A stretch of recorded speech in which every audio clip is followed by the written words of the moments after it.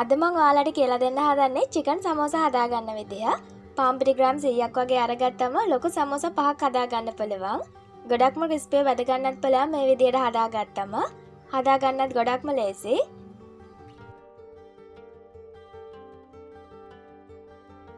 හදාගන්න අරගත්ත දේවල් ටික මම දාලා තියෙනවා ඩිස්ක්‍රිප්ෂන් බොක්ස් එකේ. ඔයා එතනින් බලන්න. එහෙනම් ඉතින් අපි බලමු හදාගන්නේ කොහොමද කියලා. ඉස්සෙල්ලම මම පිරවුමක් හදාගන්නවා. තෙල් මැස හැඳි දෙකක් වගේ දාගන්නවා. රත් වුණාට පස්සේ ඉඟුරු පොඩි කෑල්ලකුයි සිදුලුණු බික් දෙකකුයි තලලා එකතු කරගන්න. තප්පර 15ක් විතර ටෙම්පරාදු වෙන්න දෙන්න. ඊට පස්සේ මම එකතු කරගන්නවා ලොකු ලුණු ගෙඩියක්. හීනියට කපලා එකතු කරගන්නේ. තප්පර 30ක් වගේ ටෙම්පරාදු කරගන්න.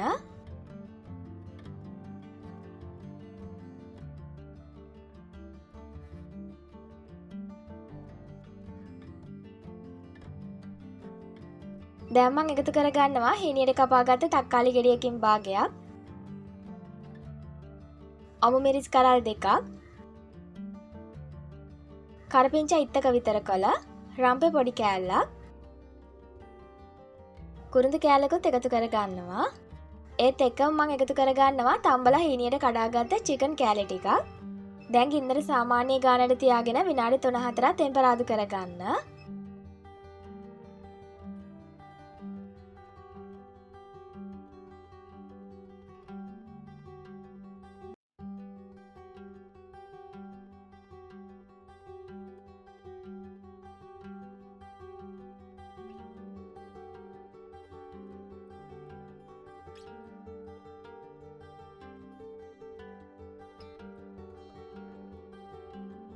ඊට පස්සේ මම එකතු කරගන්නවා කෑලි මිරිස් තේ හැන්දක්, ගම් මිරිස් කුඩු තේ හැඳි භාගයක්, කහ කුඩු තේ හැඳි 8න් එකක්, ලුණු කුඩු තේ හැන්දක්. චිකන් ටික තඹ ගන්නකොට ලුණු එකතු කරගත්තා නම් ලුණු රස බලලා ලුණු එකතු කරගන්න.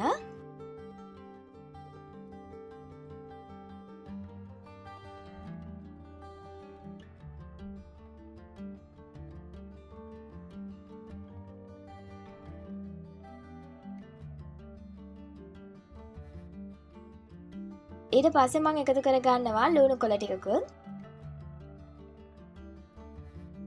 දැන් පුළුවන් ඔයාට ගින්දර ගොඩක් මඩු කරලා විනාඩි 7-8ක් හොඳට ටෙම්පරාදු කරගන්න. ඔන්න ඔය විදිහට ටෙම්පරාදු කරගත්තට පස්සේ මම ලිපෙන් අයින් කරගන්නවා.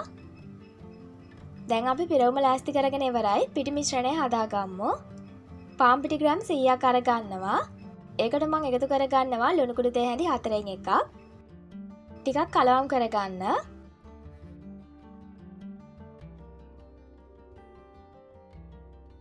ඊට පස්සේ මම එකතු කරගන්නවා පොල් තෙල් මේස හැඳි දෙකක් විතර. ඊට පස්සේ පුළුවන් ඇල් වතුර ටික ටික එකතු කරලා උක්කු බැට් එකක් හදාගන්න.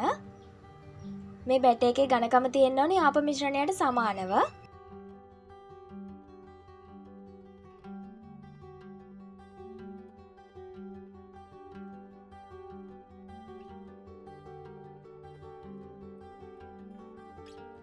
කැට ගතිය නැති වෙනකම් හොඳට කලවම් කරගන්න. ගොඩක් කැට තියෙනවා නම් පෙරලා අරගන්න. මේ බලන්න බැට් එක වැටෙන පදම. ආප මිශ්‍රණයේ පදමට සමානව ඔයා හදාගන්න. මෙන්න මේ විදිහට.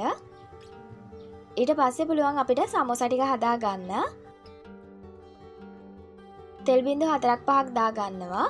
වැඩිපුර තියෙන තෙල් ටික මම පියදාලා අයින් කරගන්නවා.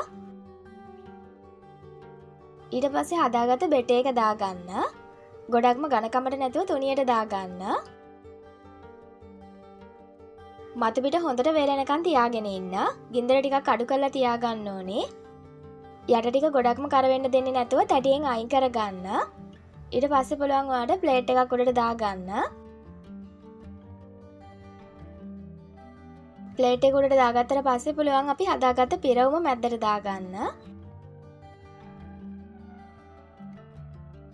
ඊට පස්සේ පුළුවන් ඔයාට හදාගත්ත බැට් එකෙන්ම මේ විදිහට ගාලා අලව ගන්න. මම නමන විදිහට නමා ගන්න. හරි ලේසි ඔයාට මේ විදිහට සමෝසා නමා ගන්න එක. ගොඩක් වෙලා යන්නෙත් නෑ ඉක්මනින්ම කරගන්නත් පුළුවන්. ආය අමුතුවෙන් අලවන්න බැට් එකක් එම හදන්න ඕනේ නෑ. අර හදාගත්ත බැට් එකෙන්ම අලව ගන්න පුළුවන්. මේ විදිහට බැට් එකෙන් චුට්ටක් ගාලා අලව ගන්න. මේ බලන්න මේ විදිහට හදාගත්තම හරිම ලස්සනට සමෝසා එක හදාගන්න පුළුවන්. ඔන්න ඔය විදිහට ඉතින් ඔයාලට සේරම ටික හදාගන්න පුළුවන්. පිටි ග්‍රෑම් 100ක් අරගත්තොත් ඔයාලට ලොකු සමෝසා 5ක් හදාගන්න පුළුවන්. සේරම ටික මේ විදිහට හදාගත්තට පස්සේ පුළුවන් ඔයාලට තෙල් එකට දාලා බැද ගන්න. දෙපැත්ත දාගෙන ක්‍රිස්පි ලෙවල් එකට එනකම්ම බැද ගන්න.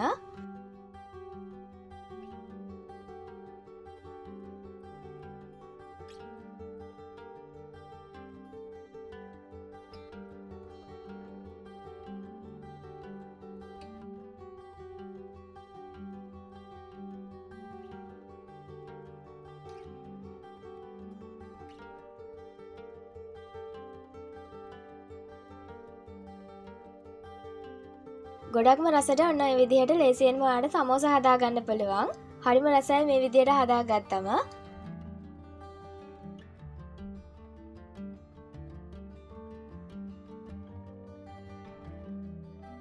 එහෙනම් අදට ගිහිල්ලා නම් ඔයාලට සුබ දවසක්.